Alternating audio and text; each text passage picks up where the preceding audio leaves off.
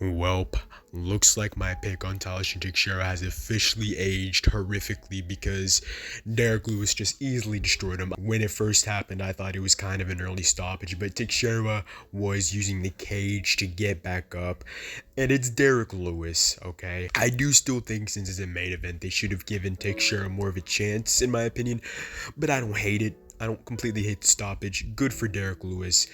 He's always entertaining.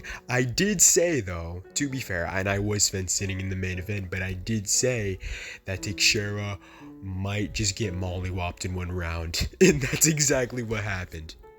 Also, Walter Walker cannot keep getting away with this. His third heel hook in a row. I picked Kennedy Nitsuchuku. We all got this pick wrong. We all lost our fucking multis, all of our parlays, everything. Dude, he can't keep getting away with this. Anyway, let's just talk about these fights. I actually did pretty good on the card. I think I win like 9-3 or something. Moving on to the co-main event. My Pookie boy, Wonder Boy versus Gabriel Bonfim. I went with Gabriel Bonfim on the Tapology. I think I went with submission round 2. He never really got close to submission on my Pookie Bear. First round, nothing really happened. Gabriel Bonfim was landing some pitter-pat leg kicks. He was actually kind of out tit for tatting Wonder Boy in that first round, and he was able to get a few takedowns. I slightly gave it to Bonfim just because he landed like I think one big shot, and Wonder Boy didn't really land anything too big. In the second though, this is when my Pookie was starting to come back. He was actually finally starting to open up a little bit more. He was going for some very nice body kicks that like had a loud noise to them, so like it just sounded nice. It was kind of like ASMR in my ears. Yeah, Wonder Boy was doing significantly better on the feet, was starting to open up. However, when Wonder Boy went for a leg kick, I think it was like 50 seconds left in the round. I think Bonfim checked one of Wonder Boy's kicks, and it just cooked his shin. He checked it perfectly. His shin immediately started bleeding. But then right after that, Wonder Boy just decides to thug it out and hit Bonfim with a nasty head kick right on the head with the same messed up shin. And it actually hurts Bonfim badly. Luckily, Bonfim was able to survive. And yeah, we go to the third round. Third round, nothing really happened. I mean, they were just being chilling a little bit, kind of staring at each other. One team landed one big shot, but this is when Wonder Boy was doing very good on the striking. Like, he was really starting to outstrike Bonfim. Bonfim wasn't really able to land as clear as he was. He was starting to get way more desperate with the takedowns, and in the final minute, he just kind of stayed on Wonder Boy, held him up against the cage, was kind of spamming takedowns, and yeah, they gave it a split decision to Bonfim. I know a lot of people were very angry, screaming robbery. Honestly, I think this is a little bit of a robbery though, but maybe I have to rewatch it. But I picked Bonfim, so who the fuck cares? Anyways, moving on to Calvin Kattar versus Steve Garcia. And Kattar just wasn't able to really find anything like I thought he would. I thought he would give Steve Garcia way too much respect. I thought he'd not really try to throw anything. I thought he'd throw a little bit more, because in this fight he threw basically no. I mean, look, 26 strikes landed. Also, my Pookie Bear Edson Barbozi would have gotten destroyed. I think it's clear by now. He would have probably finished Barbozi. Unfortunately, that's just what we're at. Obviously, Prime Barbozi. Prime Barbozi fucking kills. Anyway, Steve Garcia schooled Calvin Kattar all 3 rounds. Calvin Kattar just doesn't have it anymore. Next, we have Nate Landwehr versus Morgan Charrier. Morgan Charrier was landing leg kicks. He was doing well. Nate Landwehr was able to land a lot more volume, while Morgan was landing the heavier shots, the shots with more thud on them. Morgan definitely won from the first round, but second round, Nate Landwehr was starting to really pressure Morgan, and he was really starting to kind of, pop him with the jab and popping him with that 1-2, man. People forget about that 1-2, man.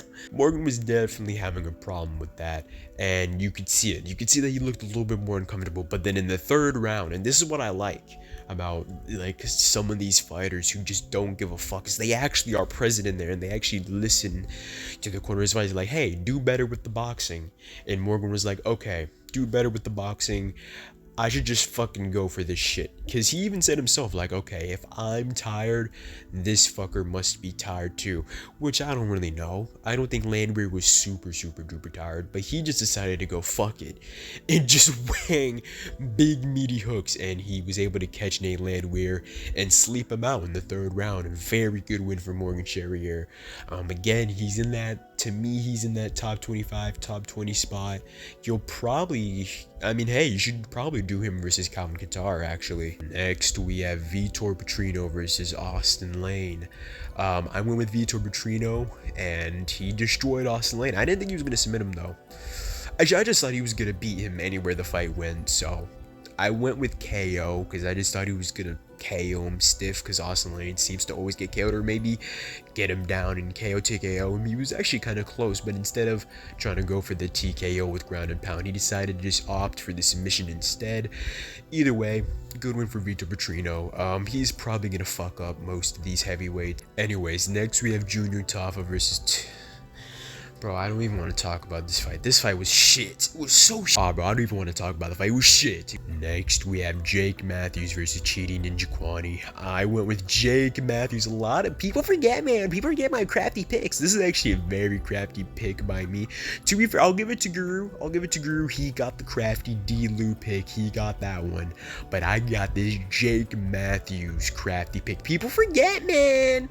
Got Jake Matthews on this one, and yeah, a lot of people were going with Chidi Njokuani, so I went with Jake Matthews. I thought he was gonna win a decision, but no, he just kind of, I can't lie, he kind of fluked it. He kind of fluked it, bro. Even Jake Matthews said himself that he fluked it. So if the fighter himself says, oh yeah, bro, listen, bro, that was a 1 in 10 chance of happening, bro. That's a horrible Australian impression, but you know what I mean. Bro, Jake Matthews literally said it was a 1 in 20 chance of happening. That's probably never gonna happen again. AKA meaning that shit was lucky as fuck.